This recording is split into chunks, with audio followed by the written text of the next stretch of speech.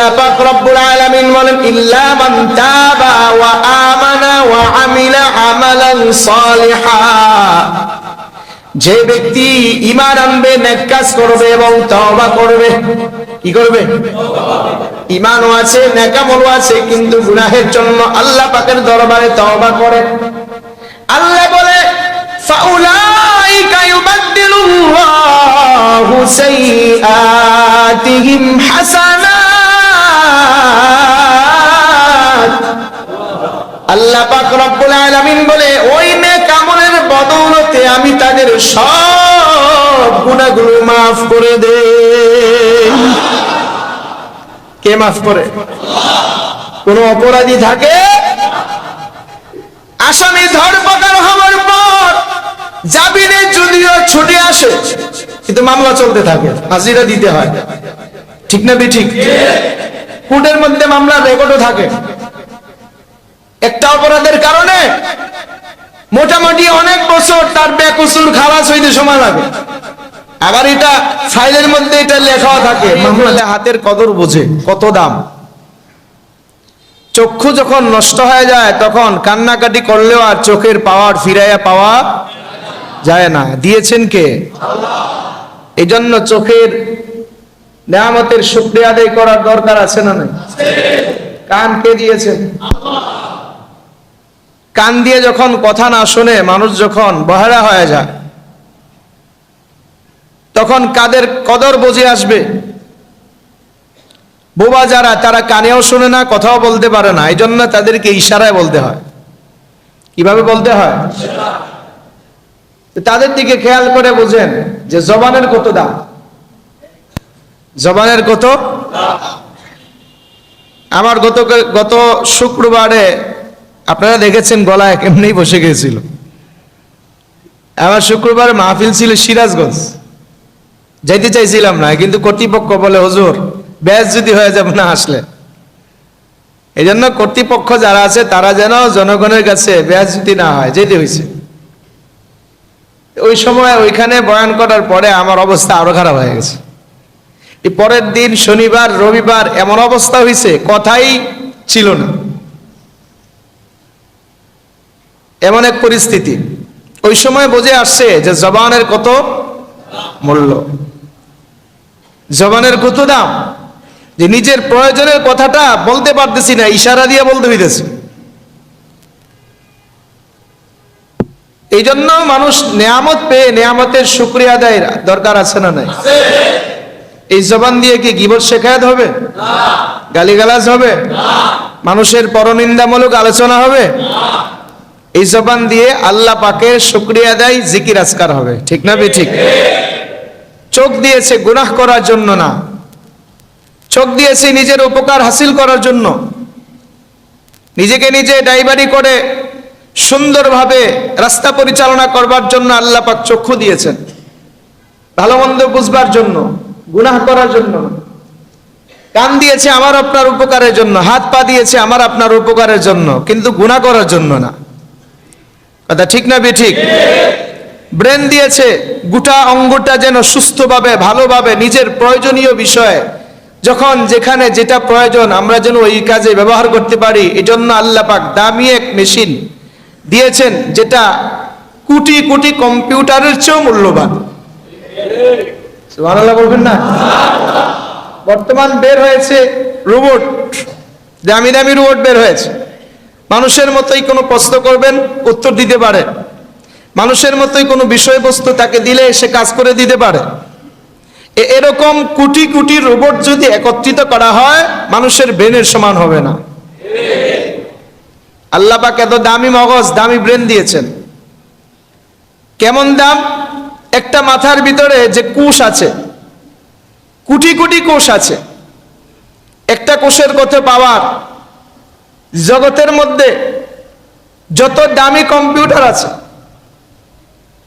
ওই দামি কম্পিউটারের মধ্যে সর্বোচ্চ যে মেমোরি আছে, যত পরিমাণে মেমোরি জিবি, এটার মধ্যে যদি আপনি বিভিন্ন ফাইলগুলো জমা করে রাখেন, যে পরিমাণে করতে পারেন, এরকম 1 কোটি কম্পিউটার একত্রিত করলে মানুষের মাথার একটা কোষের সমপরিমাণ হয়। আর এরকম পাওয়ারফুল কোষ আল্লাহ পাক একটা দুইটা দান করে নাই, কোটি কোটি দিয়েছে। তাহলে মানুষের ব্রেনটাও একটা মহাজগৎ, কথা ঠিক না বেঠিক? দিয়েছে কে? মানুষকে ক্ষতি করার জন্য, মানুষকে ঠকাইবার জন্য? কিন্তু আমরা ব্রেন দিয়ে গুনাহ করতেছি, ঠিক না বেঠিক? কান দিয়েছি নিজের উপকারের জন্য, কিন্তু গুনাহ চলতেছে। জবান দিয়েছি নিজের উপকারের জন্য, কিন্তু গুনাহ চলতেছে। চোখ দিয়েছি নিজের উপকার হাসিল করার জন্য, কিন্তু চোখ দিয়েও গুনাহ চলতেছে। সর্বোপরি গুনাহের মধ্যে ডুবে আছি।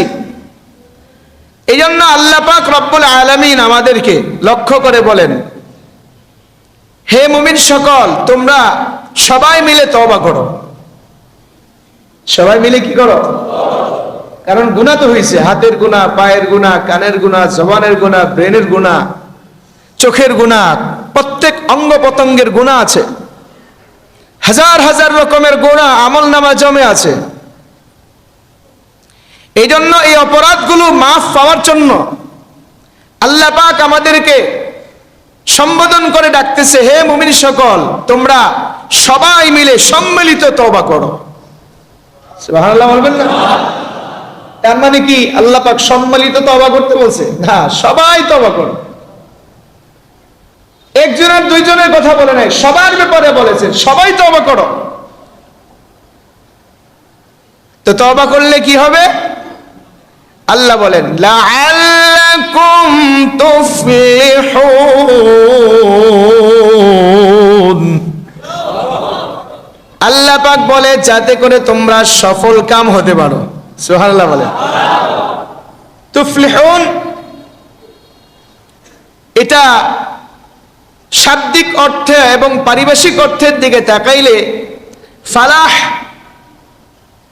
এমন শব্দকে বলা হয়, অর্থাৎ মানুষ সফলতা অর্জন করবে যেই সফলতার পরে আর কখনো বিফল থাকবে না, যেই সফলতার পরে আর কখনো মুসিবত আসবে না, যেই সফলতার পরে আর কখনো সফলতা নষ্ট হবে না, এটাকে বলা হয় ফালাহ। আল্লাহ পাক এজন্য বলেছেন লাআল্লাকুম তুফলিহুন, যাতে করে তোমরা সফল কাম হইতে পারো। তাহলে তওবা করলে এই সফলতার কোন সফলতা? এটা আখিরাতের সফলতা। সুবহানাল্লাহ বলবেন না? অর্থাৎ আখিরাতে যে ব্যক্তি সফলতা অর্জন করবে তার আর কখনো মুসিবত, দুঃখ, কষ্ট, বেদনা, ধ্বংস এগুলো থাকবে না। এটা জান্নাতে যাওয়ার পরে। সুবহানাল্লাহ বলেন না? কোথায় যাওয়ার পরে? এই সফলতা হলো জান্নাতে যাওয়ার পরে সবচেয়ে বড় সফলতা। তা আল্লাহ পাক আমাকে আপনাকে তওবা করলে সর্বোচ্চ সফলতা দান করবেন, সেটার নাম কি? আরে সবাই বলে না, সেটার নাম কি?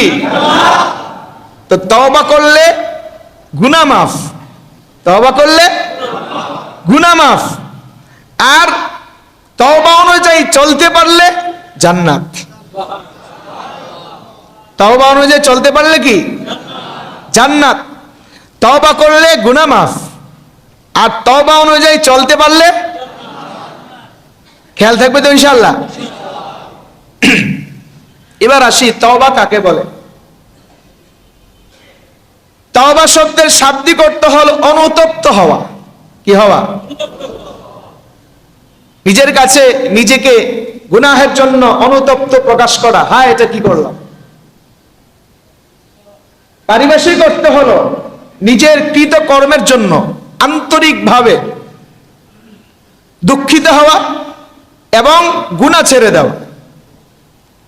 আন্তরিকভাবে লজ্জিত হওয়া, আন্তরিকভাবে দুঃখিত হওয়া, আন্তরিকভাবে অনুতপ্ত হওয়া, আন্তরিকভাবে আল্লাহ পাকের দরবারে শর্মিন্দা হওয়া এবং গুনাহ ছেড়ে দেওয়ার প্রতিজ্ঞা করা, এটার নাম কি? তওবা। এটার নাম কি ভাই? তওবা। আল্লাহ পাক আমাদেরকে তওবা করার জন্য বলেছেন, আর তওবা করলে গুনাহ মাফ। তওবা অনুযায়ী চলতে পারলে জান্নাত। রাসূল পাক সাল্লাল্লাহু আলাইহি ওয়াসাল্লাম বলেন, আত-তাইবু মিনায-যামবি কামাল্লা যামবালা। পয়গম্বর বলেন, যে ব্যক্তি তওবা করবে, যে ব্যক্তি গুনাহ থেকে আল্লাহ পাকের দরবারে অনুতপ্ত প্রকাশের মাধ্যমে গুনাহ ছেড়ে দিবে, যে ব্যক্তি তওবা করবে, আল্লাহ পাক রব্বুল আলামিন তার গুনাহ এমন ভাবে আল্লাহ পাক মাফ করবে, মনে হবে যেন ইতিপূর্বে তার আমল নামায় কোনো গুনাহ ছিল না। এত নিষ্পাপ হয়ে যায়, আমল নামা এতটাই ক্লিন, পরিষ্কার হয়ে যায় যদি বান্দা তওবা করে। যদি বান্দা কি করে? তওবা করে। এই জন্য তওবার অনেকগুলো শর্ত আছে। এক নাম্বার হলো, যেই গুনাহের জন্য আমি তওবা করতেছি ওই গুনাহটা ছেড়ে দেওয়া। এক নাম্বার কি? ওইটা আগে ছাড়তে হবে, যে এই গুনাহ আর করব না, এই গুনাহটা ছেড়ে দিলাম। দ্বিতীয় নাম্বার হলো ওই গুনাহের প্রতি অনুতপ্ত হওয়া, শর্মিন্দা হওয়া, লজ্জিত হওয়া, আল্লাহ পাকের দরবারে নিজেকে ঘৃণিত বানানো, ঘৃণা করা ওই গুনাহের প্রতি। তৃতীয় নাম্বার হলো ওয়াদা করা, ভবিষ্যতে আর করব। এই তিনটার সমন্বয় শর্ত পাওয়া গেলে ওইটাকে বলা হয় তওবা। ওইটাকে কি বলা হয়? আর তিন শর্তের মধ্যে একটাও যদি না পাওয়া যায় এটা তওবা হবে না। আরেকটা শর্ত আছে, ওই গুনাহটা যদি মানুষের হক হয়। অন্যের সম্পদ খাইলাম, অন্য থেকে টাকা নিলাম, হাওলাত নিলাম, সম্পদ মেরে দিলাম, বা বর্তমান সময়ে চাঁদাবাজি করলাম। চাঁদাবাজির টাকা হালাল না? কথা কয় হালাল নাকি হারাম? 100 টাকা, 200 টাকা, 50 টাকা, 1000 টাকা, 5000 টাকা হালাল, কিন্তু নিচ্ছে। ঠিক না? ঠিক। আফসোস, এটা রাজনীতি হয়ে গেছে। এটাই রাজনীতি। এটাই কি? চাঁদা যে বেশি নিতে পারে সেই রাজনীতি ভালো পারে।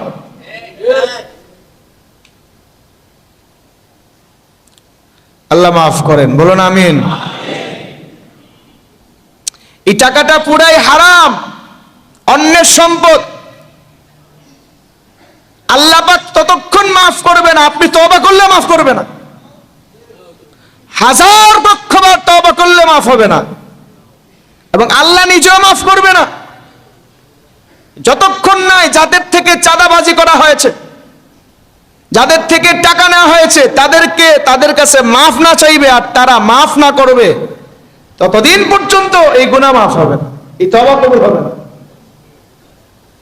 বিষয়টা কি সহজ না কঠিন? হ্যাঁ, আফসোস, এটাকে অনেকে পেশা বানায় নিছে। রিজিক দেওয়ার মালিক কে? আল্লাহ আমাকে আপনাকে চাঁদাবাজির টাকা ছাড়া খাওয়াইতে পারে না? আপনি আর আমি তো এটা ধরে নিছি, এটা পেশা বানায় নিছি। কথা ঠিক না ঠিক?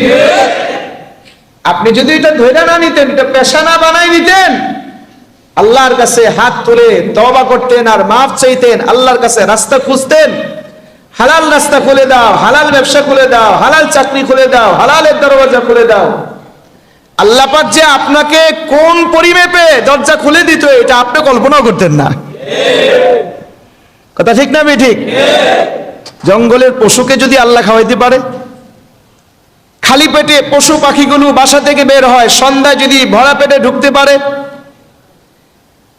আল্লাহ পাক যদি সেই সমুদ্রের বিশাল বিশাল প্রাণী টনে টনে খাবার প্রতি ওয়াক্ত দান করতে পারে, তা আমরা তো নিকৃষ্ট মাখলুক না, উৎকৃষ্ট মাখলুক, আশরাফুল মাখলুকাতের মধ্যে একজন। তা আল্লাহ পাকের কাছে না চাইলেও তো আল্লাহ পাক দান করবে। আরে কথা ঠিক না বেঠিক? কিন্তু আল্লাহ পাক আমাকে আপনাকে পরীক্ষার জিন্দেগীর মধ্যে ছেড়ে দিয়েছেন, বান্দাকে দেখতে চায় বান্দা কি করতে পারে। কারণ মানুষকে আল্লাহ পাক দুটোই দিয়েছেন, ওয়া নাফসিন ওয়া মা সাওয়াহা ফাআলহামাহা ফুজুরাহা ওয়া তাকওয়াহা। আল্লাহ পাক বলেন মানুষের কসম, সুবহানাল্লাহ বলেন। কে বলে? কে বলে? আল্লাহ মানুষের কসম দিয়েছে, ওয়া নাফসিন ওয়া মা সাওয়াহা, মানুষের কসম যিনি তাদেরকে সুষম করেছেন, সুন্দর বানিয়েছেন। সুবহানাল্লাহ বলেন না। ফাআলহামাহা, তাদেরকে প্রজ্ঞাবান বানিয়েছেন, জ্ঞান দিয়েছেন, বিদ্যা দিয়েছেন। কিসের? ফুজুরাহা ওয়া তাকওয়াহা, ভালো করার মতো যোগ্যতা আল্লাহ পাক মানুষকে দান করেছে, আবার নেক কাজ করার মতো যোগ্যতাও আল্লাহ পাক রব্বুল আলামিন দান করেছে। দিয়েছে কে? ভালো দিয়েছে, খারাপও দিয়েছে। ভালো দিয়েছে কেন? ভালো দিয়ে দিতে পারতেন। শুধু ভালো দিলে তো হয়তো ফেরেশতা, শুধু ভালো দিলে কি হইতো?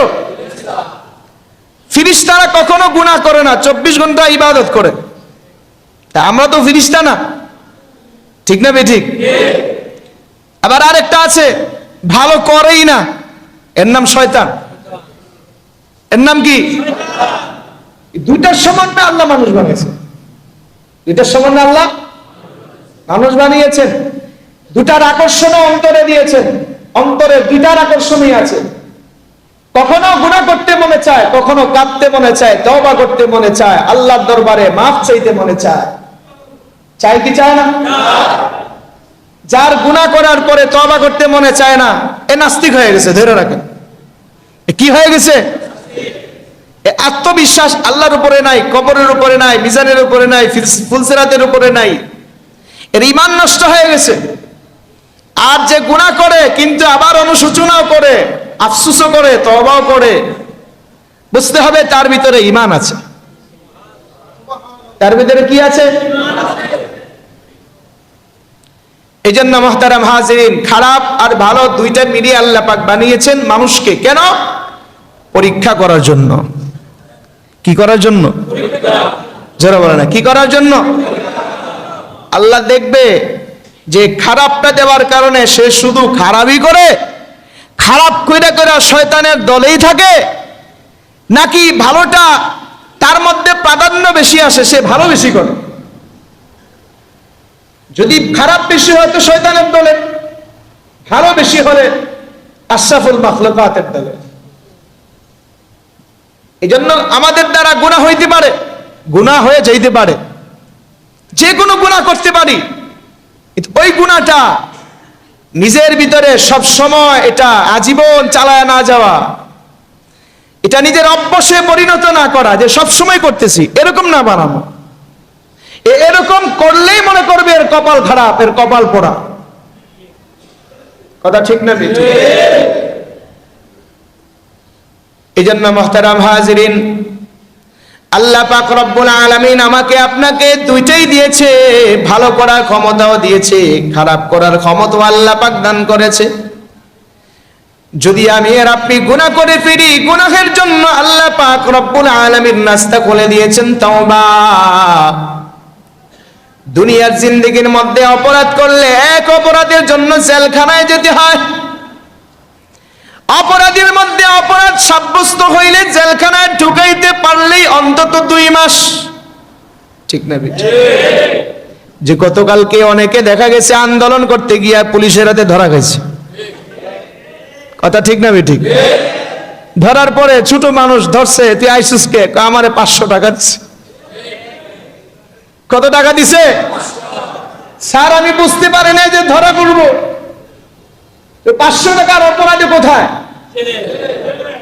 মাফ চাইছে, কান্নাকাটি করে ঘোরাঘুরি করে, কিন্তু মাফ করা হয় না। সামান্য অপরাধের কারণে, দুনিয়ার অপরাধের কারণে ধরপাকড় হইয়া এই অপরাধের শাস্তি কমপক্ষে 2 মাস, আবার কারো কারো ব্যাপারে রিমান্ড হইতে পারে। কথা কয় না? কিন্তু আমি আর আপনি যে আমলনামার মধ্যে 1000 কোটি মিলিয়ন গুনাহ জমা করে ফেলেছি, আল্লাহ পাক তো একদিনও আসামিকে ফেরেশতা পাঠায়া আমাকে আপনাকে এরকম হ্যান্ডকাপ পরায়া আসামির কাঠগড়ায় দাঁড় করায় নাই, ঠিক না বেটি? ওই আল্লাহ কি মহান না? জোরে বলেন, ওই আল্লাহ মহান না? ওই মহান মালিকের দরবারে তওবা করার দরকার আছে না নাই? ওই মহান মালিকে বলে, বান্দা তোর আমল নামায় যদি সাগরের ফেনাতুল্য গুনাহ হয়ে যায়, আর যদি তুই মাফ চাইতে পারোস, তওবা করতে পারোস, তা আমি এক মুহূর্তে তোর পিছনের সব গুনাহ ক্লিন করে দিব। ইল্লা মান তাবা ওয়া আমানা ওয়া আমিলা আমালান সালিহান ফাউলাইকা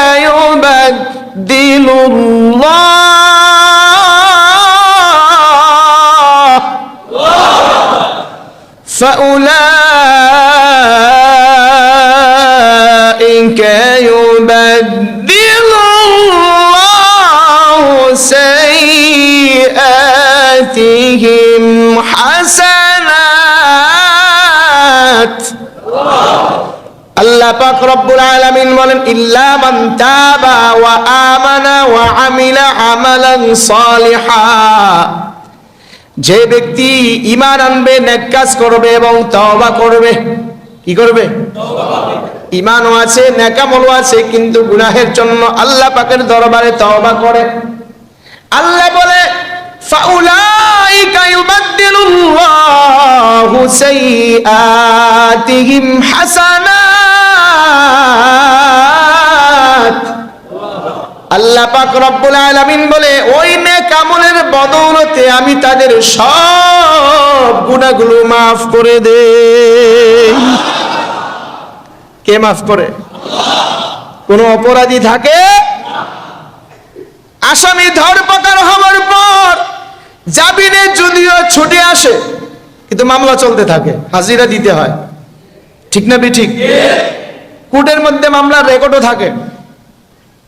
একটা অপরাধের কারণে মোটামুটি অনেক বছর তার বেকসুর খালাস হইতে সময় লাগে, আবার এটা ফাইলের মধ্যে এটা লেখাও থাকে, মামলা ঠিকই থাকে।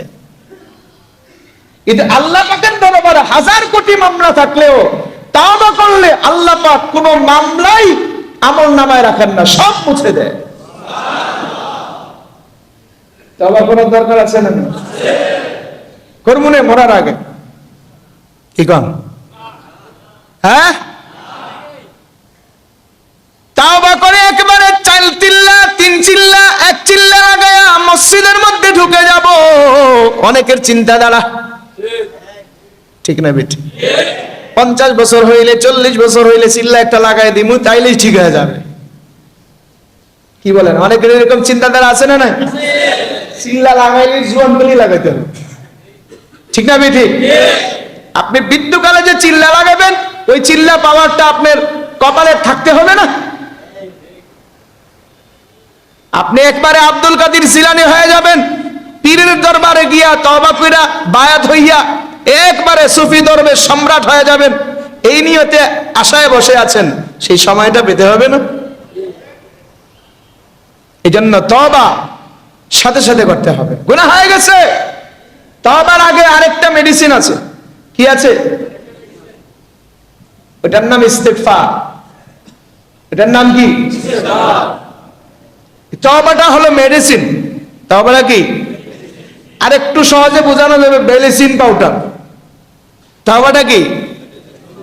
জামার মধ্যে পাউডার দিলে ওই পাউডার দিয়া মাঝে মাঝে দেখবেন কিছু কিছু দাগ পাউডারে উঠে না, কিন্তু ওই দাগের মধ্যে বেলিসিন পাউডার দিলে দেখবেন ওইটা ক্লিন। ওইটা কি? তাওবা হলো ব্লিচিং পাউডার, আর ইস্তেগফার হলো সাধারণ রিন পাউডার। বাজারে যে রিন পাউডার বিক্রি করেন, ফার্স্ট ওয়াশ রিন পাউডার, এই সাধারণ পাউডার ইস্তেগফার। আপনি সাথে সাথে গুনাহ হয়ে গেছে, আপনি সাথে সাথে বললেন আস্তাগফিরুল্লাহ। কি বলতে হয়? যারা বলেন কি বলতে হয়? এ আল্লাহ পাকের বান্দা একটু লম্বা করে বলতে পারি আস্তাগফিরুল্লাহ রাব্বি মিন কুল্লি যামবি ওয়া আতুবু ইলাইহি, না পারলে সংক্ষিপ্ত আস্তাগফিরুল্লাহ, অর্থাৎ আমি আল্লাহর কাছে মাফ চাই, আল্লাহ তোমার কাছে মাফ চাই। এটার অর্থ কি? আস্তাগফিরুল্লাহ অর্থ কি? তোমার কাছে মাফ চাই, ক্ষমা চাই। সাথে সাথে আস্তাগফিরুল্লাহ বলতে হয়, এটা সাধারণ মেডিসিন। আর যখন তওবা করবেন, জামার মধ্যে আপনার কালো কালো দাগ লেগেছে, মেডিসিন পাউডার অর্থাৎ ওই যে ব্লিচিং পাউডার দিয়েছেন, ওইটা একবারে ক্লিন পরিষ্কার হয়ে গেছে। এই জন্য তওবা করার দরকার আছে না নাই? গুনাহটা কেমন জানেন? গুনাহটার প্রভাব খুব খারাপ। আল্লাহওয়ালা যারা, তারা খুব চিন্তা ফিকির করে গুনাহ করে, তারা অতি সহজে গুনাহ করে না। কারণ তারা এরকম দৃষ্টান্ত জানা আছে। কেউ যদি আপনাকে বলে দে, ভাই নেন আপনাকে 1 কেজি মিষ্টি দিলাম, একবারে সুগন্ধার মিষ্টি, দামি মিষ্টি, দেওয়ার পরে আপনাকে পাশাপাশি বলে দেওয়া হলো, ভাই একটা সমস্যাও আছে। কি? এখানে একটা মিষ্টির মধ্যে বিষ মাখানো আছে। কি মাখানো আছে? তখন কি আপনি খাবেন? কেন? একটার মধ্যে দেওয়া আছে, আপনি খাবেন না কেন? একটা না খেলেই তো হয়। কিন্তু কোনটার মধ্যে আছে জানা?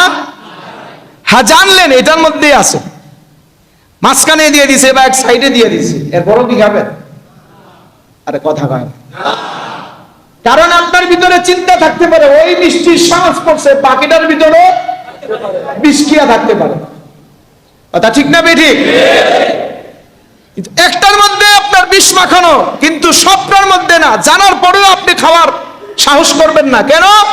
মরে যেতে পারি, বিষে আমাকে আক্রান্ত ধরতে পারে। এই আল্লাহওয়ালা যারা, তারাও এই চিন্তা করে যে গুনাহ সবটার মধ্যে, জিন্দেগির সব প্রকারে গুনাহ না হোক, 2-1টা গুনাহ হইলেই ধ্বংস হয়ে যেতে পারি। এই জন্য আল্লাহওয়ালারা গুনাহ করে না, করলেও সাথে সাথে তওবা করে নেয়। এই জন্য তাদের ব্যাপারে আল্লাহ পাক বিশেষ এক ঘোষণা আছে, আলা ইন্না আউলিয়া আল্লাহি লা খাউফুন আলাইহিম ওয়া লা হুম ইয়াহজানুন।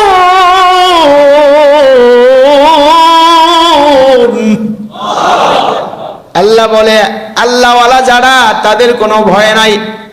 আল্লাহর ওলি যারা, আল্লাহর দোস্ত যারা, আল্লাহর বন্ধু যারা, তাদের কোনো ভয় নাই, পেরেশানি নাই। আল্লাহ বলে আমার বন্ধু কারা? এরপরে পরের আয়াতে পরিচয় দিয়েছে, আল্লাযীনা আমানু ওয়া কানু ইয়াত্তাকুন। যারা ঈমান আনে এবং তাকওয়া অর্জন করে, আল্লাহ পাককে ভয় করে, 2টা গুণ যাদের ভিতরে আছে, তাদেরকে বলা হয় আল্লাহর ওলি। তাদেরকে কি বলা হয়? অর্থাৎ ঈমান আছে, আমলও করে, সাথে সাথে আল্লাহর ভয় আছে। যে মিষ্টির মধ্যে বিষ আছে, মরে যাওয়ার ভয় আছে। আল্লাহওয়ালা যারা, তারা সমাজের মধ্যে চলে ঠিক আছে, যখন চলে জানে গুনাহ আছে, গুনাহ ধরলে ধ্বংস হয়ে যাওয়ার সম্ভাবনা আছে। এই জন্যই ভয় যাদের মধ্যে আছে, তারা গুনাহ করে না। তাদেরকে আল্লাহওয়ালা বলা হয়, আল্লাহর বন্ধু বলা হয়, আল্লাহর ওলি বলা হয়। এ আল্লাহ পাকের বান্দা, এই জন্য আমাদের যখন গুনাহ সামনে উপস্থিত হয়ে যাবে, তখন সাথে সাথে বলতে হবে আস্তাগফিরুল্লাহ।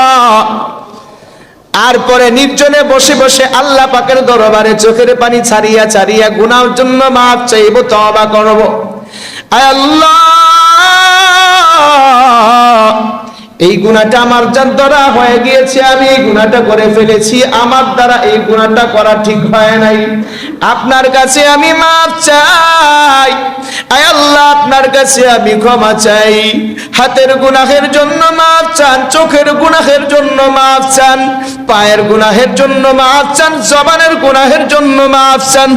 মানুষকে কষ্ট দিয়েছেন, মানুষের টাকা মেরে দিয়েছেন, এগুলোর জন্য আল্লাহ পাকের দরবারে মাফ চান। মুসলমান, এই গুনাহটা করার জন্য আবার মানুষের কাছে গিয়া তাদের পাওনাও বুঝায় দেন, তাদের কাছেও মাফ চান। এইভাবে যদি তওবা করতে পারেন আল্লাহ পাক রব্বুল আলামিন আপনার গুনাহ মাফ করবে। মুসলমান খেয়াল রাখতে হবে, তওবার পাশাপাশি তওবা করার আগে গুনাহের জায়গার মধ্যে আস্তাগফিরুল্লাহ বলিয়া আল্লাহর কাছে মাফ চাইতে হয়। এ আল্লাহ পাকের বান্দা, যখন আমি আর আপনি ইস্তেগফার পড়ব, আস্তাগফিরুল্লাহ বলবো, এটার দ্বারা আমাদের কত যে ফায়দা, কত উপকার, এটা আমি আর আপনি কল্পনাও করতে পারি না। হযরত হাসান রাহমাতুল্লাহি আলাইহি তার কাছে এক ব্যক্তি গিয়া বলতেছে, হযরত আমি গুনাহ অনেক করে ফেলেছি, আমার জন্য কিছু আমল বলেন যে গুনাহ থেকে আমি বাঁচতে পারি। হযরত তখন তাকে আমল দিয়ে দিয়েছেন, তুমি বেশি বেশি ভাবে আস্তাগফিরুল্লাহ পড়বে, বেশি বেশি আস্তাগফিরুল্লাহ পড়ো, বেশি বেশি আস্তাগফিরুল্লাহ পড়ো। আরেকজন মজলিসের মধ্যে এসে বলতেছে, হযরত আপনার কাছে আমি দোয়া চাই, আমল বলে দেন। আমার ব্যবসা নাই, চাকরি নাই, আমার জন্য আপনি ব্যবসার বরকতের জন্য দোয়া করে দেন। হযরত ইস্তিগফারের বদৌলতে আল্লাহ পাক তোমাকে মালের মধ্যে বরকত দান করবে। এটা তো ওই রব, যে রবের কাছে তুমি তওবা করেছো, ওই রবের কাছে যদি তুমি তওবা করো, তওবার বদৌলতে আল্লাহ পাক তোমাকে সন্তান দান করবে। ওয়াজআল লাকুম আনহারা, আল্লাহ পাক তো ওই রব, তুমি যার কাছে তওবা করবা তিনি কি করবেন? তিনি তোমার জন্য আসমানের বৃষ্টি বর্ষণ করে নহর প্রবাহিত করবে, আর এই নহরের মাধ্যমে, বৃষ্টির মাধ্যমে তোমাদের জন্য ফসলাদির বাগ বাগিচার ব্যবস্থা করবে এবং তোমাদের জন্য মিষ্টি পানির ব্যবস্থা করবে। তাহলে আল্লাহ পাক আমাদেরকে শিক্ষা দিয়েছেন, ইস্তিগফারের মধ্যে আমাদের অনেক রোগের ঔষধ আছে। কথা ঠিক না বেটি? এই জন্য সর্বহালাতে কি বলতে হয়?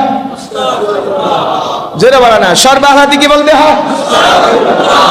আমাদের এক আত্মীয়, আমার খালু শ্বশুর, খুব বুজুর্গ, দেবন্দের ফারেক, ওনার পারিবারিক বিষয়ে কিছু কথা শুনেছি। তার কাছে যদি বলা হয় যে বাসার পেঁয়াজ শেষ হয়ে গেছে, তেল লবণ শেষ হয়ে গেছে, তিনি বলেন আস্তাগফিরুল্লাহ। কি বলেন? বাসার মানুষ তো সবাই তো আর এটা নিতে পারে না। হ্যাঁ কি করে না, কথায় কথায় আস্তাগফিরুল্লাহ। এটার ভিতরে যে কি মহত্ব আর বরত্ব আছে, এটা একমাত্র জানে কে? আল্লাহ। এই জন্য আল্লাহর ওলি বুজুর্গ যারা কোনো কিছুর চাহিদার দরকার হলে, প্রয়োজন হলে কি বলে? কার কাছে চায়? সাহায্য কার কাছে? আল্লাহর কাছে। এই আল্লাহ পাকের বান্দা, এই জন্য সবকিছুর সমাধান আস্তাগফিরুল্লাহর মধ্যে আছে। এই জন্য আমার আপনার নবীজি বেশি বেশি ইস্তেগফার করতেন, আর প্রত্যেক কাজের শেষে আস্তাগফিরুল্লাহ। আপনি ওযু করবেন, ওযু করার পরে নবীজি দোয়া শিক্ষা দিয়েছেন, সুবহানাকাল্লাহুম্মা ওয়া বিহামদিকা আশহাদু আল্লা ইলাহা ইল্লা আনতা আস্তাগফিরুকা ওয়া আতুবু ইলাইক। সুবহানাল্লাহ। সুবহানাল্লাহ। এটা ওযুর শেষে নবীজি দোয়া শিক্ষা দিয়েছেন। তো ওযুর শেষে আস্তাগফিরুল্লাহ বলতে হয়।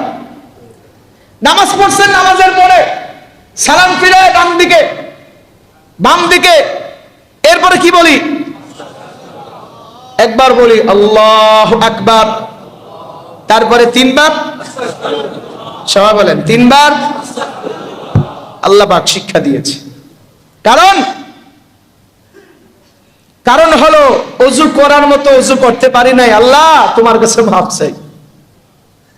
গৌরব না, এই ওযু করছি রে ফুটানি, নামাজ পড়ছি জানো, আজকে মাথায় টুপি দিয়েছি, পাঞ্জাবি পরেছি, এই তুই নামাজ পড়ছিস, গৌরব না, বরং আল্লাহর কাছে সাহায্য চাওয়া, মাফ চাওয়া, আল্লাহ ইবাদতের মতো ইবাদত করতে পারলাম না, এজন্য তোমার কাছে মাফ চাই। নামাজের পরে এই জন্যই বলতে হয় আস্তাগফিরুল্লাহ। নামাজের পরে কি জন্য বলতে হয়? এই জন্যই বলতে হয় যে ইবাদত যতটুকু করার দরকার ছিল, এতটুকু ইবাদত আমি করতে পারি নাই, আপনার মর্জি অনুযায়ী ইবাদত হয় নাই, এজন্য নামাজের পরে আস্তাগফিরুল্লাহ, ওযুর পরে আস্তাগফিরুল্লাহ, হজ পালন করার পরে আস্তাগফিরুল্লাহ। অনেকে তো হজ পালন করার আগে যাওয়ার সময় সেলফি একখান দুইলা ফেসবুকে দিছে ছাইরা, ঠিক আছে? হজের প্রত্যেকটা রকমের ছবি ছেড়ে ছাড়ে, কারণ তার ভিতরে আল্লাহর মহত্ব, বরত্ব আর ইখলাস নাই মানুষ দেখানোর জন্য, সে হজের পরে আর আস্তাগফিরুল্লাহ কি বলবে? সেইটা আস্তাগফিরুল্লাহ পড়ে যে এই কথা অন্তরের মধ্যে আসে, আল্লাহ হজ তোমার মর্জি অনুযায়ী করতে পারি নাই, করার মতো করতে পারলাম না, সে তার মুখ দিয়ে বের হবে আস্তাগফিরুল্লাহ। কথা ঠিক না? আর যার ভিতরে ফুটানি আছে ও তো ফেসবুকেই দিবি। এই জন্য নামাজ শুরুতে কেউ হজ করলেও হাজি লাগাইয়েন না, আর কেউ লাগাইলো শুনলে বলবেন আস্তাগফিরুল্লাহ। কি বলবেন? আরে জোরে বলেন না, কি বলবেন? কেউ আপনার প্রশংসা করতেছে, আপনি শুনে খুশি হয়েন না, আপনি বলেন আস্তাগফিরুল্লাহ। সত্যিটা আস্তাগফিরুল্লাহ লাগান। গুনাহ অন্তরে এসে গেছে, গুনাহ অন্তরে নাড়া দিয়েছে, গুনাহ করতে মনে চাচ্ছে, গুনাহটা অন্তরে খুব তৃপ্তি লাগতেছে, মজা লাগতেছে এটা কল্পনা করতে, তখন আপনার সাথে সাথে বলতে হবে আস্তাগফিরুল্লাহ, না হয় শয়তান আপনাকে এটা করাই ছাড়বে। এই জন্য আস্তাগফিরুল্লাহর আমল করবো তো ইনশাআল্লাহ, তওবা করতে পারবো ইনশাআল্লাহ, গুনাহ থেকে ফিরে আসার চেষ্টা করি, রাতের অন্ধকারে কান্নাকাটি করার চেষ্টা করেন। নামাজ যখন ছেড়ে দেয় তখন মনে করবেন কখন আমার থেকে যদি নামাজ এক ওয়াক্ত ছুটে যায় তো মনে করবেন রব আমার প্রতি অসন্তুষ্ট হয়েছে, এই জন্য আমার থেকে নামাজ ছুটে গিয়েছে। সাথে সাথে আল্লাহর কাছে তওবা করেন। কোন গুনাহ হয়ে গেছে মনে করবেন শয়তান আপনার উপরে চড়াও হয়েছে, শয়তান আপনার উপর বিজয়ী, আপনি আস্তাগফিরুল্লাহ তওবা করতে থাকেন। আল্লাহ পাক আমাদের সকলকে তওবার হালাতে তওবার জিন্দেগি বসর করার তৌফিক দান করে।